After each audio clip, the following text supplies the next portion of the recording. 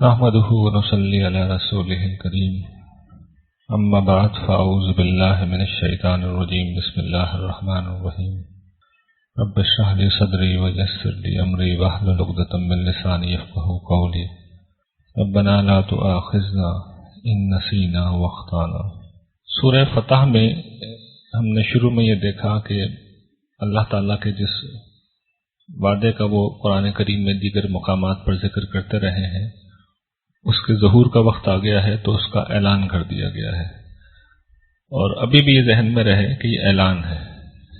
6 ہجری میں صورتحال یہی ہے کہ زمینی حقیقت جسے کہتے ہیں کہ مسلمانوں نے بظاہر دب کے معاہدہ کیا ہے، بظاہر وہ لوٹائے گئے ہیں عمرہ کیے بغیر، بظاہر کفار غالب رہے ہیں، لیکن اب دیکھیے اللہ تعالیٰ اس کے برعکس بات کہہ رہے ہیں، اور ودن 2 or 3 years یہ معاملات بالکل ہو گئے جیسے اللہ تعالیٰ نے کہا تھا، اور یہی اس بات کا سب سے بڑا ثبوت ہے کہ یہ اللہ کا کلام ہے، کسی انسان کا نہیں۔ میں نے اس سورت کی تمہید میں بیان کیا تھا کہ منافقین نے عمرے کے اس پرخطر سفر پر جانے سے انکار کر دیا تھا، تو اب ان کو ایڈریس کر لیا اللہ تعالیٰ نے، اور یہ وہی کم و بیش معاملہ تھا جو جنگ تبوک کے موقع پر ہوا، اور سورہ توبہ میں ہم نے دیکھا کہ اس پہ کیا اللہ تعالیٰ نے تبصرے کیے، یہی معاملہ اس موقع پہ ہوا۔ تو اللہ تعالیٰ کہتے ہیں کہ یہ جو پیچھے چھوڑ دیے گئے بدو، یہ منافقین تم سے یہ کہیں گے کہ ہمارے مال مویشی نے، ہمارے گھر کے معاملات نے ہمیں ذرا پھنسا لیا تھا اس طرح کہ ہم آپ کے ساتھ جا نہ سکیں، تو آپ ہمارے لیے درگزر کی درخواست کریں اللہ تعالیٰ سے۔ حالانکہ یہ صرف ان کی بات تھی، ایسا کچھ بھی نہیں ہوا تھا، اپنی بزدلی کی وجہ سے نہیں گئے تھے اور مفاد پرستی کی وجہ سے۔ تو اس پہ اللہ تعالیٰ نے زبردست نکیر کی اس موقع پہ، اور یہ منع کر دیا کہ اب یہ اگلی جو جنگ ہو رہی ہے خیبر، اس میں تمہارے ساتھ نہیں جائیں گے۔ البتہ یہ ان سے کہا گیا ہے کہ انمی ان سے کہہ دو جو پیچھے چھوڑ دیے گئے ہیں لوگ، یہ عرب، کہ تم بلائے جاؤ گے کہ ایسی قوم سے جنگ کرنے کے لیے جو بہت جنگجو قوم ہے، تم ان سے لڑتے رہو گے یا وہ اسلام لے آئیں گے۔ مراد ہے کفار مکہ، وہ ظاہر ہے کہ عرب کے سردار تھے، جنگ میں بھی بہت اچھے تھے، اور ان کے خلاف ہی وہ جنگ ہوئی ہے کہ جس میں دو میں سے کوئی ایک چیز تھی، یا تو انہیں اسلام قبول کرنا تھا یا انہیں مارے جانا تھا، تیسری کوئی چوائس ان کے لیے نہیں تھی۔ تو یہ ان کو ایک آپشن دے دی گئی ہے۔ پھر ہمیشہ کی طرح جو لوگ ہیں عذر جن کا جینین تھا ان کو رعایت دی گئی، نابینا ہوں، لنگڑے ہیں، مریض ہیں، ان پہ کوئی الزام نہیں ہے۔ پھر اللہ تعالیٰ بیان کرتے ہیں کہ اللہ راضی ہو گیا ان مومنوں سے جب انہوں نے درخت کے نیچے آپ کے ہاتھ پر بیعت کی، تو اللہ نے جان لیا جو اخلاص ان کے دلوں میں تھا، اور پھر ان کے قلوب پر سکینت نازل کی۔ یعنی مسلمانوں کے لیے ایک بہت مشکل کام تھا اس صورتحال کو قبول کرنا، لیکن اللہ نے ان پہ خصوصی کرم کیا، سکینت نازل کی، اطمینان قلب دیا۔ اور میں یہ پہلے بھی شاید کسی موقع پہ واضح کر چکا ہوں کہ اصل چیز تو اطمینان قلب ہوتی ہے، خارج میں حالات اچھے ہوں یا برے ہوں، اگر آپ کے دل پہ سکینت نازل ہو گئی ہے تو سمجھیے کہ آپ کے لیے کوئی غم نہیں، کوئی مشکل نہیں۔ آپ بدترین مالی کرائسس میں ہوں، آپ بدترین بیماریوں میں گھرے ہوئے ہوں، اگر اطمینان قلب آپ کو حاصل ہے، سکینت نازل ہو گئی ہے آپ کے قلب پہ، اور جو اللہ تعالیٰ اپنے مومن بندوں پہ نازل کرتے ہیں، تو پھر سمجھیے کہ آپ کو اس آزمائش سے اس لیے گزارا جا رہا ہے کہ وہ آپ کو مزید کچھ دینا چاہتا ہے۔ اور آزمائش کا ایک دوسرا پہلو یہ بھی ہوتا ہے کہ آدمی، جیسے ہم نے دیکھا کہ اللہ تعالیٰ کہتے ہیں کہ میں اس لیے یہ سب کچھ کرتا ہوں کہ جھاڑنا چاہتا ہوں، میں بندے کو خالص سے خالص بنانا چاہتا ہوں۔ تو اصل چیز یہ سکینت ہوتی ہے، اور یہ اللہ تعالیٰ کہہ رہے ہیں ہم نے نقد انعام فوراً نازل کر دیا، اور ایک فوری فتح بھی تمہیں دے دی، یہ اشارہ اسی کی طرف ہے۔ اور پھر اللہ کہتے ہیں میں تم سے وعدہ کر رہا ہوں، اللہ وعدہ کرتے ہیں بہت ساری غنیمتوں کا جو تم لوگے، اور سر دستوں تمہیں یہی دے دیا۔ وعدہ کس کا کر رہے ہیں؟ فتح خیبر کا۔ یہاں سے مسلمانوں کو بڑی مالی فراوانی حاصل ہو گئی تھی، اور جنگ صلح حدیبیہ کے فوراً بعد یہ مسلمانوں کو یہ کامیابی مل گئی تھی۔ پھر کہتے ہیں کہ دوسری جو جس تمہارے احاطے میں نہیں آ سکی، جو اس پہ تم یعنی فتح مکہ تم فتح نہیں کر سکے ہو ابھی تک، تو اللہ تعالیٰ نے اس کا احاطہ کر رکھا ہے، اللہ تعالیٰ اس پہ قدرت رکھتا ہے اور امید دلا رہے ہیں کہ وہ بھی ہو جائے گا۔ آگے اللہ تعالیٰ کہتے ہیں اللہ تعالیٰ ہر چیز کے اوپر قدرت رکھتے ہیں، تو ایک اشارہ انہوں نے دے دیا کہ سرے دست تو یہ نہیں ہوا، تم یہ حاصل نہیں کر سکے، لیکن جلد یا بدیر یہ بھی ہو جائے گا۔ پھر آخر میں سورت کے اللہ تعالیٰ اس فیصلہ کن غلبے کا اعلان کر رہے ہیں جو اب سرزمین عرب پر ہونا تھا، اور یہ بتا رہے ہیں کہ کن لوگوں کے ہاتھوں سے یہ ہوگا۔ وہ کہتے ہیں کہ یہ جو خواب دکھایا گیا تھا وہ برحق تھا، وہ سچا خواب تھا، رسول کا خواب جھوٹا نہیں تھا۔ انشاءاللہ تم داخل ہوگے مسجد حرام میں امن کے ساتھ، حلق تم نے یعنی بال منڈوا بھی رکھے ہوں گے اور قصر بھی کرائے بھی ہوں گے، کتروا رکھا بھی ہوگا ان کو، کوئی خوف تمہیں نہیں ہوگا۔ یہ اللہ تعالیٰ تسلی دے رہے ہیں کہ اگلے برس پھر مسلمانوں نے عمرہ کر لیا اور پھر اس کے بعد تو مکہ ہی فتح ہو گیا، اور پھر وہ اپنے فیصلے کا اعلان کرتے ہیں کہ اس نے اپنے رسول کو بھیجا ہے ہدایت اور دین حق کے ساتھ تاکہ اسے تمام ادیان پر، سرزمین عرب کے تمام ادیان پر غالب کر دے، اور اللہ ہی اپنے اس فیصلے کی گواہی کے لیے کافی ہے۔ یہ اعلان بھی اللہ تعالیٰ اس وقت کر رہے ہیں جب بظاہر مسلمان مغلوب ہیں، بظاہر کفار غالب ہیں، لیکن صرف 2 برس کے اندر یہ معجزہ بھی ہو گیا، اور یہ اسی سنت کا ظہور تھا کہ رسول جب آ گیا تو رسول کو غالب رہنا ہے، اس کا تعلق مجھ سے آپ سے نہیں ہے، ہم دین حق لے کے جائیں کچھ بھی لے کے جائیں، ہمارے ساتھ تو عالم اسباب میں معاملہ ہوگا۔ رسول کے ساتھ تو آپ دیکھیں وہ تنہا بھی ہوتا ہے، پورے اعتماد سے اسے کہا جاتا ہے کہ تم ہی غالب رہو گے، اور یہ اصل میں کیا ہے؟ یہ سزا و جزا کا حصی ثبوت ہے، آخری حصی ثبوت ہے جو کسی کو دکھایا جا سکتا ہے، تو وہ دکھاتے ہیں اللہ تعالیٰ۔ اور یہ آخری دفعہ کن لوگوں کے ہاتھوں دکھایا گیا ہے؟ محمد رسول اللہ صلی اللہ علیہ وسلم اور ان کے ساتھیوں کے ہاتھوں، جو کفار پر سخت ہیں اور آپس میں رحم دل ہیں۔ تم دیکھو گے انہیں کہ وہ اللہ کی رضا اور اس کی فضل کی تلاش میں رکوع اور سجدہ کر رہے ہیں، اور ان کا امتیاز ان کے چہروں پر سجدوں کا جو نشان ہے اس سے ظاہر ہے۔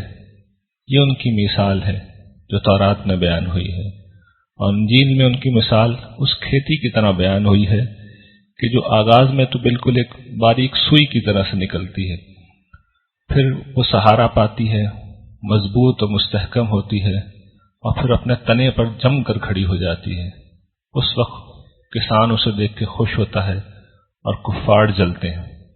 یہ نقشہ کھینچ دیا اللہ تعالیٰ نے کس طریقے سے یہ پروگرس ہوئی، اور یہ بیان ہی انجیل اور تورات میں ہی پیشگوئیاں ایسے بیان ہوئی ہیں۔ اور پھر اللہ تعالیٰ کہتے ہیں کہ اب میں آخرت کا وعدہ بھی کر رہا ہوں، دنیا کا تو کر لیا، وعدہ کرتا ہے اللہ تعالیٰ ایمان والوں سے، عمل صالح آنے والوں سے، کہ ان کے لیے بخشش ہے اور اجر عظیم ہے۔ یہ جو آخری صفات بیان کی گئی تھیں سورت حجرات جو کہ دوسرا حصہ ہے، یعنی اس جوڑے کی دوسری صورت ہے، اس میں بتایا جا رہا ہے کہ کھوٹ نہ آنے پائے۔ کچھ نئے لوگ بھی اسلام لا رہے ہیں تو وہ ان قدیم الاسلام لوگوں کے ساتھ مل کے معاشرے کا توازن ذرا کمزور کر رہے تھے، تو ان کو نئے لوگوں کو اب متنبع کیا جا رہا ہے۔ پہلی بات ان سے کہی جا رہی ہے کہ یہ جو نئے سردار تھے، نجد کے بدوی صحرا کے لوگ تھے، اتنے کلچرڈ بھی نہیں تھے اور ایمان میں پختہ بھی نہیں تھے، تو آ کے رسول اللہ صلی اللہ علیہ وسلم کو طرح طرح سے تنگ کرتے تھے، اپنے اسلام کا احسان گویا کہ جتلاتے تھے۔ تو ان پہ توجہ دلائی جا رہی ہے کہ اللہ اور اس کے رسول کے سامنے اپنی آرا کو مقدم مت کرو، میں نے یہ کہہ دیا، میری یہ رائے ہے، یہ رویہ رسول اللہ صلی اللہ علیہ وسلم کی بارگاہ میں نہیں ہونا چاہیے، اور نہ یہ کہ ان کو بلانے، ان پر اپنی آواز کو بلند کرو، ان کے سامنے گفتگو میں کبھی رسول اللہ کے سامنے آواز کو بلند نہ کرو، اور نہ ان کو اس طرح بلاؤ بلند آواز سے جیسے کہ ایک دوسرے کو پکارتے ہو۔ اگر یہ کرو گے تو اعمال ختم ہو جائیں گے۔ یہ رسول اللہ صلی اللہ علیہ وسلم کی بارگاہ کا ادب ہے جو سکھایا جا رہا ہے۔ پھر اجتماعی زندگی سے متعلق کچھ احکامات، کچھ ہدایات جو آج بھی ہمارے لیے اسی طرح متعلق ہیں، ہم بھی اکثر ان کی خلاف ورزی کرتے ہیں۔ کہتے ہیں کہ اہل ایمان، تمہارے پاس کوئی فاسق کوئی خبر، اہم خبر لے کے آئے تو تحقیق کر لیا کرو، ایسا نہ ہو کہ تم کسی قوم پہ جا پڑو، یعنی تمہیں آ کے بتایا کہ تمہارے خلاف جنگ کی تیاری ہو رہی ہے اور تم کود کر جنگ کا تم نے بھی کوئی سٹیپ لے لیا، اور پھر تمہیں افسوس ہو، ندامت ہو کہ ہم نے کیا کیا، بے قصوروں کے ساتھ کیا کیا۔ تو آج بھی زندگی کا یہ اصول رکھنا چاہیے کہ کوئی بات کسی کے متعلق بھی تعلقات میں ہمارے ملنے جلنے والوں میں سامنے آئے تو پہلے تحقیق کر لیں کہ بات صحیح ہے بھی یا نہیں ہے، ہم ایک رائے قائم کر لیں کسی کے متعلق کہ اچھا فلاں شخص نے جو ہے وہ ہم پہ جادو کیا ہے۔ تو وہ اکثر ہوتا خواتین میں، تو ہم نے دیکھا ہے کوئی بھی گھر میں مسئلہ ہو تو آخر میں وہ جادو پہ ٹانگ آ کے ٹوٹتی ہے۔ تو اول تو میں آگے بیان کروں گا یہ ویسے ہی بدگمانی ہے، لیکن اس کے علاوہ بھی کوئی بات ہو کہ فلاں شخص آپ کے خلاف یہ مشورے کر رہا ہے اور یہ معاملات ہو رہے ہیں، تو پہلے اچھی طرح تحقیق کرنی چاہیے۔ پھر اللہ تعالیٰ جو دلا رہے ہیں کہ کیا اس نے خصوصی احسان صحابہ اکرام پہ کر رکھا ہے، یہ الگ بھی کیا جا رہا ہے کہ یہ صحابہ اکرام نہیں کر رہے تھے۔ صحابہ اکرام تو وہ لوگ تھے کہ جن کے لیے اللہ تعالیٰ کہتے ہیں کہ اللہ نے ایمان کو ان کے لیے محبوب بنا دیا اور ان کے دل کو اس سے مزین کر دیا، اور کفر کو اور نافرمانی کو اور بدعمالی کو ان کے لیے انتہائی مکروہ بنا دیا ہے، اور یہی لوگ ہدایت پانے والے ہیں۔ پھر یہ بتاتے ہیں کہ دیکھو اگر مسلمانوں میں سے دو گروہوں میں آپس میں جنگ ہو جائے تو ان میں صلح کرا دو، اور اگر ایک دوسرے پہ زیادتی کرے تو جس نے زیادتی کی ہے اس سے لڑو یہاں تک کہ وہ اللہ کے حکم کی طرف لوٹ آئے، اور اگر وہ لوٹ آئے تو پھر ان کے درمیان عدل و انصاف کے ساتھ صلح کراؤ، اللہ تعالیٰ عدل کرنے والے انصاف کرنے والوں کو پسند کرتا ہے۔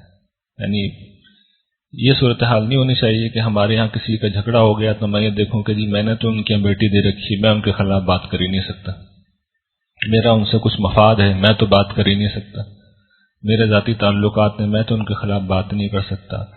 یہ وہ مقام ہے جہاں پہ اچھے اچھے لوگوں کا ایمان پرکھ لیا جاتا ہے۔ تو ہمیشہ عدل، ہمیشہ انصاف، اس کا ساتھ دیجیے۔ اور پھر فرماتے ہیں کہ مومن آپس میں بھائی بھائی ہیں، جس طرح اپنے بھائیوں میں کوئی معاملہ ہوگا تو تم صلح صفائی کرانے کی کوشش کرو گے، ویسے دوسروں کو بھی سمجھ دو، ان میں بھی صلح صفائی کراؤ اور اللہ سے ڈرتے رہو تاکہ تم پہ رحم کیا جائے۔ پھر دیکھو یہ نہ ہو کہ اہل ایمان کے جو ہمارے یہاں بہت ہوتا ہے کہ لوگ مذاق اڑاتے ہیں، تو اللہ تعالیٰ کہتے ہیں کہ مردوں میں سے بھی پہلے توجہ دلاتے ہیں کہ کوئی گروہ دوسرے گروہ کا مذاق نہ اڑائے، ہو سکتا ہے وہ ان سے بہتر ہو۔ اور پھر خاص طور پر خواتین کو مخاطب کر کے وہ کہتے ہیں کہ میری بہنوں اگر آپ سو رہی ہیں تو جاگ جائیں، اور پھر یہ سنیں کہ تم میں سے کوئی کسی کا مذاق نہ اڑائے، ہو سکتا ہے وہ ان سے بہتر ہے۔ مذاق اڑانا تو ہمارے یہاں روزمرہ کا معمول ہے، لیکن اس میں جو آیت میں ایک بات خاص کہی گئی ہے وہ سمجھ لیں کس قسم کا مذاق ممنوع ہے۔ عام مذاق ممنوع نہیں، مذاق تو زندگی کا ایک جز ہے۔ یہ جو کہا گیا ہے نا، ہو سکتا ہے ان سے بہتر ہو، کسی کی تحقیر کرتے ہوئے، تضحیق کرتے ہوئے، کسی کو کمتر سمجھتے ہوئے، آپ مال میں زیادہ ہیں، آپ جمال میں زیادہ ہیں، آپ نسب میں زیادہ ہیں، آپ طبقاتی طور پر شاید بہتر ہیں، یہ چیزیں جب پس منظر اور ذہن میں ہوں اور پھر کسی کے ساتھ مذاق کیا جائے اس کی توہین کے لیے، تذلیل کے لیے، تو یہ بڑے جرائم میں سے۔ ویسا تو آدمی کوئی شگفتگی کی بات ہے، مزاح کی بات ہے، کر ہی لیتا ہے آپس میں، دل شکنی کا عنصر اس میں نہیں ہونا چاہیے۔ اور پھر وہ کہتے ہیں ایک دوسرے کو آپس میں تانا مت دو۔ یہ بھی انسان کب کرتا ہے؟ جب دل نفرت سے بھرا ہوا ہو، بغض سے بھرا ہوا ہو، تو اپنے بغض کا اظہار کرتا ہے، کسی کو تانا دیتا ہے، کسی کو عیب لگاتا ہے، تو اللہ تعالیٰ اس سے بھی سختی سے روکتے ہیں۔ اور تیسری چیز برے نام رکھنا، برے القاب رکھنا، اس سے بھی اللہ تعالیٰ روکتے ہیں، اور پھر سمجھاتے ہیں کہ تم ایمان لے آئے ہو تو ایمان لانے کے بعد یہ کیا کر رہے ہو کہ تم فسق میں نام کما رہے ہو۔ یہ سارے کام کرنا بڑے جرائم میں سے فسق ہے، اور اس کی سزا آپ پیچھے دیکھ چکے، بیان کیا گیا کہ یہ لوگ ہلاک کیے جائیں گے۔ تو اللہ تعالیٰ کہتے ہیں کہ باز آ جاؤ، توبہ کر لو، اور توبہ نہیں کرتے تو پھر یہی لوگ ہیں جو ظالم ہیں۔ مذاق اڑانا، تحقیر کرنا، برے نام رکھنا، بہت ہے عام طور پر کسی کی کوئی عیب بھی پایا جا رہا ہے، اس پہ نام رکھ دیا، یہ تو ٹھنگنی خاتون ہے یا بونی ہے، عام گفتگو میں اس طرح استعمال کرتے ہیں۔ تو تحقیر و تذلیل کسی مسلمان بھائی کی اگر کی ہے تو پھر یہ ایک بڑی خطرناک بات ہے، اور اسے اللہ تعالیٰ نے ظلم سے تعبیر کیا ہے۔ پھر وہ کہتے ہیں کہ اہل ایمان بہت زیادہ گمان کرنے سے پرہیز کرو، بہت سے گمان گناہ ہوتے ہیں۔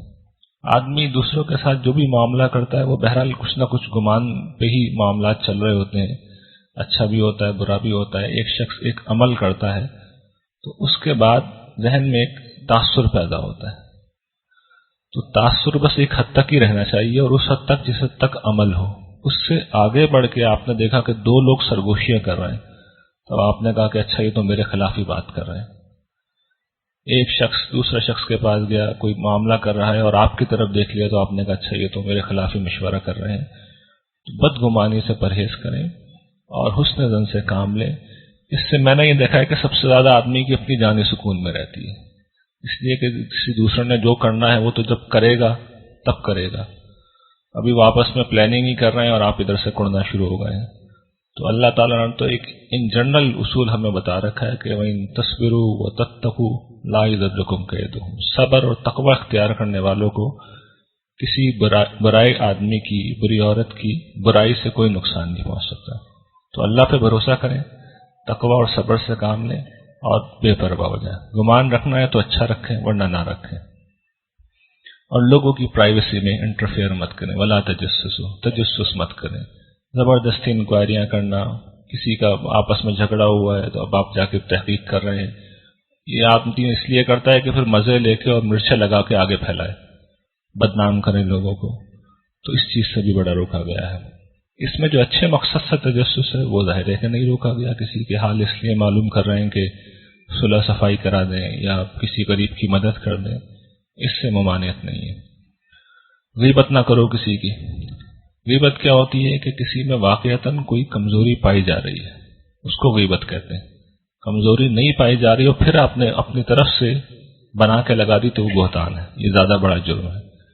کسی میں کوئی عیب پایا جا رہا ہے اور آپ اس کے سامنے بیان نہیں کر رہے، پیچھے کر رہے ہیں، تو یہ قرآن اس کو واضح کرتا ہے کہ سامنے آپ جو کچھ کرتے ہیں وہ تانازہ نہیں ہوتی، پیچھے آدمی غیبت کرتا ہے، برائی بیان کرتا ہے۔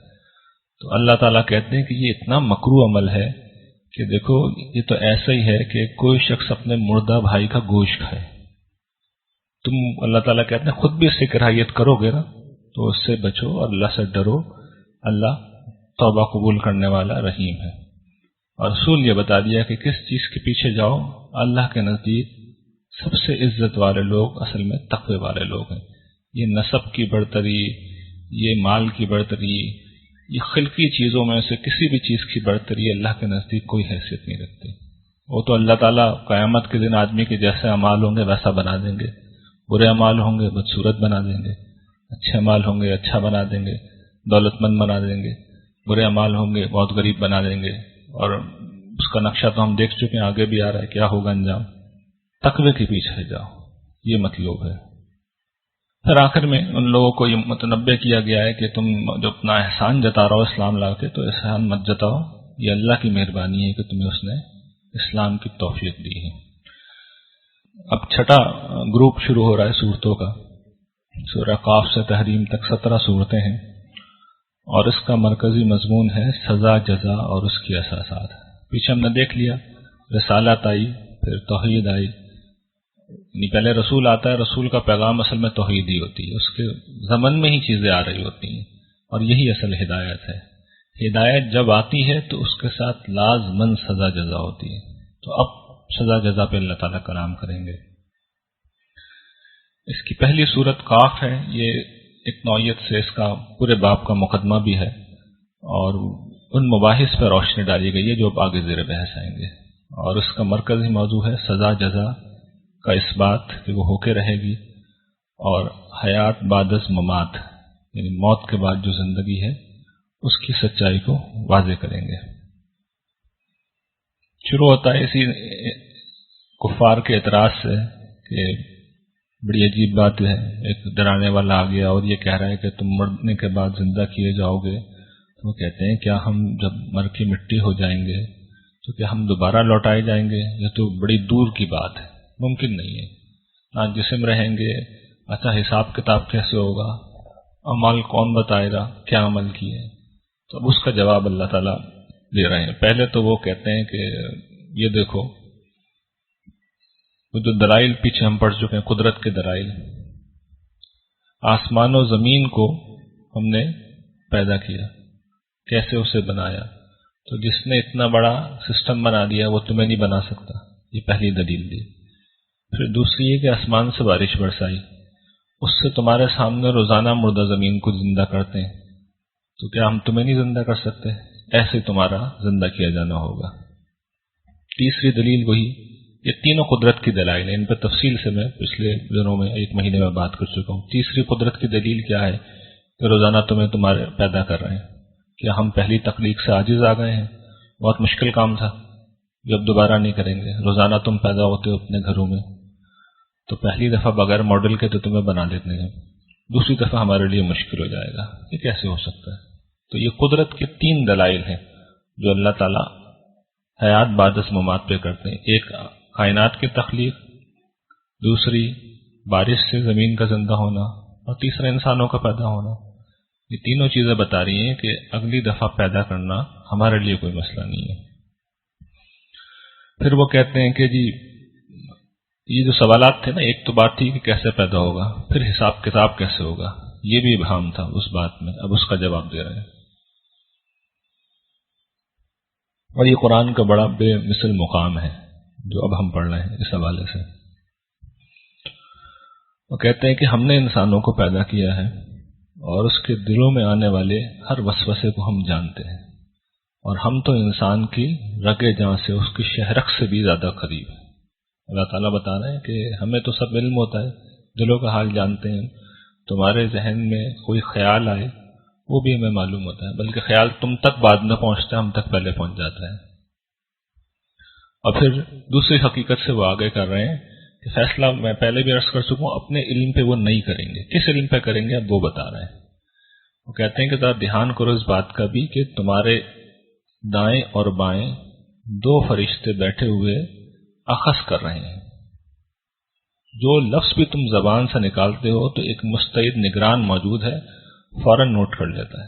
ایک لفظ بھی آپ کہیں گے یا میں کہوں گا، کوئی بھی کہتا ہے تو اسی وقت وہ حدیث میں وضاحت آ گئی، دائیں ہاتھ والا جو ہے وہ اچھائیاں لکھتا ہے، بائیں ہاتھ والا برائیاں لکھتا ہے. تو جو بھی لفظ ہم زبان سے نکالیں گے وہ بھی ریکارڈ ہو رہا ہے. اور پیچھے ہم پڑھ آئے ہیں کہ ہمارے اعضا بھی اصل میں ریکارڈ کر رہے ہیں، کہیں نہیں جا رہا. اعضا کو بھی یاد رہ رہا ہے، قیامت کے دن وہ بھی گواہی دے دیں گے. پھر وہ کہتے ہیں یہ تو انتظام کر لیا، اب ہوگا کیا کہ تمہاری موت آئے گی، موت کی غشی آ جائے گی اس سچائی کو لے کے جسے تم جھٹلاتے رہے تھے اور جس سے تم بھاگتے رہے تھے. اور پھر پردہ اٹھے گا، قیامت کا سور پھونکا جائے گا، تو جس دن سے متنبع کیا جا رہا تھا وہ دن تم دیکھ لو گے اپنی آنکھوں سے. اور اس وقت کیا ہوگا کہ ہر نفس اس طرح اللہ کے بارگاہ میں پیش ہوگا کہ ایک ہانکنے والا ہوگا اور دوسرا فرشتہ گواہ بن کے آئے گا. 2 فرشتے، 2 جس طرح لکھ رہے ہیں 2 ہی فرشتے، غالباً یہی 2 فرشتے ہوں گے. ایک اس کا ریکارڈ رجسٹر نامہ اعمال ہاتھ میں لے کے آئے گا اور دوسرا ہانکتا ہوا لائے گا. اس سے محسوس ہی ہوتا ہے، جو آگے واضح بھی ہو جائے گا کہ یہ کفار کا ذکر ہے، نیکوکاروں کو اس طرح نہیں لایا جائے گا. اور پھر یہ کہا جائے گا کہ تم اس سے غفلت میں پڑے ہوئے تھے نا، تو آج ہم نے تمہاری نگاہوں کا پردہ اٹھا دیا ہے اور دیکھ لو تمہاری نظر کتنی تیز چل رہی ہے. جو حقیقتیں تمہیں دنیا میں نظر نہیں آتی تھیں، سمجھ میں نہیں آتی تھیں، سارے نشانیاں دیکھنے کے باوجود، جو عقل سے نہیں دیکھا، جو بصیرت سے نہیں دیکھا، آج اپنی پیشانی کی آنکھوں سے دیکھ لو. سب جنت وہ رہی، جہنم وہ رہی. جنت گئی ہاتھ سے اور جہنم میں تمہیں جانا ہے. تو جو فرشتہ ہوگا غالباً ہانکنے والا، وہ کہے گا اللہ تعالیٰ سے کہ پروردگار یہ جو مجرم تھا میرے پاس حاضر ہے، موجود ہے، جو میری تحویل میں تھا. تو اللہ تعالیٰ کہیں گے اب تم دونوں اس کو جہنم میں دھکا دے کے پھینک دو. اور ہر کافر کو یہ اب وجوہات بیان ہو رہی ہیں کہ اس انجام سے کیوں دو چار ہوئے. ہر کافر کو، ہر حق کے معاند کو، دشمن حق کو جو بھلائی سے روکتا تھا، یہ ان کی صفات ہیں. اور حدود الہی سے بے پرواہ تھا اور آخرت کے بارے میں شک میں پڑا رہتا تھا. اور جس نے اللہ کے سوا دوسرے معبود بنا رکھے تھے، ان کو ڈال دو شدید عذاب میں. عذاب میں جب چلے جائیں گے جہنم میں، تو وہاں حضرت صاحب سے ملاقات ہو جائے گی. حضرت صاحب کون ہے؟ شیطان. اور پیچھے ہم پڑھ چکے ہیں کئی جگہ کہ شیطان تو اس وقت صاف پیچھے ہٹ جائے گا کہ میں نے تو کچھ نہیں کہا. وہ کہے گا کہ پروردگار میں نے اسے گمراہ نہیں کیا بلکہ یہ خود ہی گمراہی میں پڑا ہوا. تو آپس میں جھگڑا ہو رہا ہوگا. قرآن نے دیگر مقامات پہ بیان کیا اس جھگڑے کو. تو اللہ تعالیٰ کہیں گے کہ میرے پاس مت جھگڑو، میں نے تمہیں پہلے ہی بتا دیا تھا، اپنی وعید اپنی تنبیہ لکھ کے بھیج دی تھی تمہارے پاس. تو اب مذرائے کرم میرے پاس مت جھگڑو، اور جو میں فیصلہ کر چکا ہوں، جو میری وعید وعدے تھے، کچھ بھی نہیں بدلے گا. اور میں اپنے بندوں پر ذرا برابر بھی ظلم نہیں کرتا. تم اس انجام کو پہنچے ہو تو اپنے اعمال سے پہنچے ہو. اور پھر اللہ تعالیٰ شدت غضب کے ساتھ جہنم کی طرف متوجہ ہوں گے اور پوچھیں گے کہ جہنم تو بھر گئی. اور وہ عرض کرے گی پروردگار کے اور بھی ہیں. خوشی خوشی کہے گی وہ کہ لائیے، میں تو انتظار کر رہی ہوں، کیونکہ اللہ تعالیٰ نے قرآن میں کئی جگہ ایک فیصلہ کر رکھا ہے، سارے مجرموں سے میں جہنم کو بھر کے دم لوں گا. اور دوسری طرف نیکوکاروں کے لیے، متقیوں کے لیے جنت بالکل قریب لے آئی جائے گی، بالکل قریب لا کے دور بالکل نہ رہے گی. اور پھر ان سے کہا جائے گا کہ یہ وہ ہے جس کا تم سے وعدہ کیا جا رہا تھا. وعدہ کن سے کیا جا رہا تھا؟ رجوع کرنے والے، بے فکری کی زندگی گزارنے والے نہیں، غلطیاں ہو جائیں اس پر قائم رہنے والے نہیں، رجوع کرنے والے، لوٹ آنے والے، حدود الہی کی حفاظت کرنے والے، پروردگار رحمان سے غیب میں رہتے ہوئے بھی ڈر کی زندگی گزارنے والے، اور اپنے رب کی بارگاہ میں ایک متوجہ دل لے کے آنے والے، یعنی اللہ کی طرف ہر وقت راغب رہنے والا، متوجہ رہنے والا دل. ان سے کہا جائے گا جس طرح وہ کفر کی اساسات تھیں جن پر سزا سنائی جا رہی ہے، یہ بنیادی صفات ہیں جو اہل ایمان سے مطلوب ہیں، اور اس کی بنیاد پہ آدمی جنت میں جائے گا. تو ان سے کہا جائے گا کہ تم سلامتی کے ساتھ اس جنت میں داخل ہو جاؤ. یہ وہ دن ہے جو ہمیشگی کا دن ہے، اور ہم دیکھ چکے ہیں نہ موت آئے گی اور نہ کوئی اور مسئلہ آئے گا. اور تمہارے لیے یہاں وہ سب کچھ ہوگا جو تم چاہو گے. وہ سب ان کے لیے ہوگا جو وہ چاہیں گے. اور جب وہ چاہ چکیں گے، آدمی کے چاہنے کی بھی تو ایک حد ہوتی ہے نا. آدمی کتنے مطالبات کر سکتا ہے؟ اس دنیا میں اپنے اوپر رکھ کے سوچیں، آپ ذرا مطالبات کی لسٹ بنا لیں، جتنی بھی بنا لیں وہ ختم ہو جائے گی. جب ختم ہو جائے گی تو پھر اللہ تعالیٰ کہیں گے کہ اچھا اب میں دیتا ہوں. تو وہ جو دینا ہوگا تو اس کے کیا کہنے. تو یہ ہے وہ جنت اللہ تعالیٰ کہتے ہیں جس کا میں نے وعدہ کر رکھا ہے. وقت ہو گیا انشاءاللہ، باقی جو حصہ ہے وہ کل ہم دیکھیں گے. وآخر دعوانا الحمدللہ رب العالمین.